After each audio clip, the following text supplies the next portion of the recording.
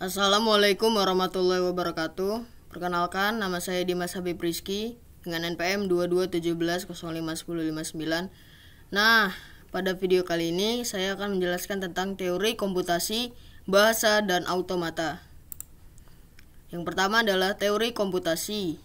Teori komputasi adalah cabang ilmu komputer dan matematika yang membahas apakah dan bagaimanakah suatu masalah dapat dipecahkan pada model komputasi menggunakan algoritma. Bidang ilmu ini terutama membahas hal terkait komputabilitas dan kompleksitas dalam kaitannya dengan formalisme komputasi. Teori komputasi terbagi menjadi 3 cabang, yaitu yang pertama teori automata, yang kedua teori komputabilitas, yang ketiga teori kompleksitas komputasional. Ini teori automata adalah selanjutnya yaitu penjelasan teori automata dan teman-temannya. Teori automata adalah teori mengenai mesin abstrak yang berkaitan erat dengan teori bahasa formal. Ada beberapa hal yang berkaitan dengan automata. 2. Teori komputabilitas. Teori komputabilitas adalah teori yang mengklasifikasikan persoalan sebagai masalah yang dapat dipecahkan atau solvable, atau masalah yang tidak dapat dipecahkan atau unsolvable. Selanjutnya, teori kompleksitas komputasional. Teori kompleksitas komputasional adalah teori yang mengklasifikasikan masalah berdasarkan tingkat kesulitannya. Teori ini benar-benar memberikan bukti kuat jika masalah sulit memang benar-benar sulit. Selanjutnya, teori bahasa. Teori bahasa merupakan suatu gagasan mendasar dalam komputasi yang menjadi tools untuk mengenali persoalan. Gagasan dasar tersebut dimodel dengan suatu simbol. Simbol yang mempresentasikan juga suatu fungsi dari komputer digital. Selanjutnya, teori automata.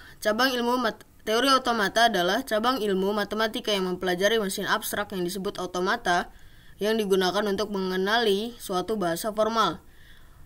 Memodelkan mesin yang dapat menerima bahasa.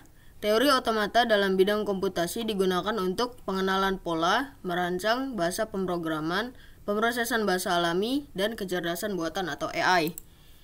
Selanjutnya ada Finite State Automata atau FSA. FSA ini adalah suatu model matematika dari suatu sistem yang menerima input dan menghasilkan output. Memiliki state yang banyaknya berhingga dan dapat berpindah dari suatu state ke state lain berdasarkan suatu input, di mana perubahan state ini dinyatakan dengan fungsi transisi. FSA tidak memiliki tempat penyimpanan sehingga kemampuan mengingatnya terbatas. Nah, secara formal FSA ini dinyatakan dengan 5 tupel, dengan M sama dengan Q, sigma, delta, S, dan F, di mana Q adalah himpunan state atau kedudukan, sigma adalah abjad, himpunan simbol input atau masukan, delta, theta, fungsi transisi, S, state awal, kedudukan awal, di mana S anggota dari Q, F, himpunan state terakhir, di mana F, subset dari Q atau bagian dari Q. Selanjutnya ada contoh FSA. Dari diagram transisi tersebut ini diketahui Q-nya itu even, genap, dan odd, ganjil. Sigmanya atau simbolnya itu ada angka 0 dan 1. S-nya atau start, state-nya tersebut dari even, dari genap. Dan finish-nya atau odd, finish-nya atau di bagian terakhirnya yaitu odd. Di mana fungsi transisinya yaitu theta, even, input 0 sama dengan even, dia balik lagi. Terus tuh even, input 1, dia pindah ke ganjil, odd. Terus tuh odd, input 0 sama dengan odd, input 1 balik lagi sini sama dengan even.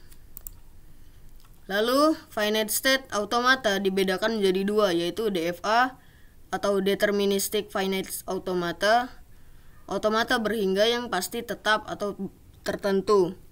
Dan yang kedua yaitu NFA, non deterministic finite automata atau automata berhingga yang tidak pasti. Nah, berikut adalah contoh DFA, deterministic finite automata. Dari suatu state ada tepat satu state berikutnya untuk setiap masukan yang diterima. Nah, bedanya DFA dan NFA tadi itu, DFA itu dia garis lurus. Ada poin yang kembali, cuma dia tidak beraturan gitu loh. Dia tetap beraturan, kalau NFA itu tidak beraturan. Simbol-simbolnya, dimana ini Q-nya itu Q0, input B ke Q1, dan seterusnya. Selanjutnya ada FSA, yaitu non-deterministic finite automata. Untuk setiap state tidak terlalu tepat, ada satu state berikutnya untuk setiap masukan yang diterima. Dari suatu state bisa terdapat 0,1 atau lebih busur keluar transisi masukan yang sama. Nah, bedanya DFA dan NFA ini, misalnya nih, ada Q-nya itu Q0. Q0 itu kan input B ke Q1. Nah, kalau di NFA ini, dia bisa dua inputan. Misalnya Q1 input A ke Q1 lagi kan. Nah, dia ini nimbulin percabangan. Q1 ini bisa jadi B atau C. Dia jadi A, B, C. Yaitu tiga percabangan lagi, nanti jadi tidak beraturan. Sekian dari saya. Mohon maaf apabila ada kesalahan kata dan kekurangan dari pembahasan saya. Wassalamualaikum warahmatullahi wabarakatuh.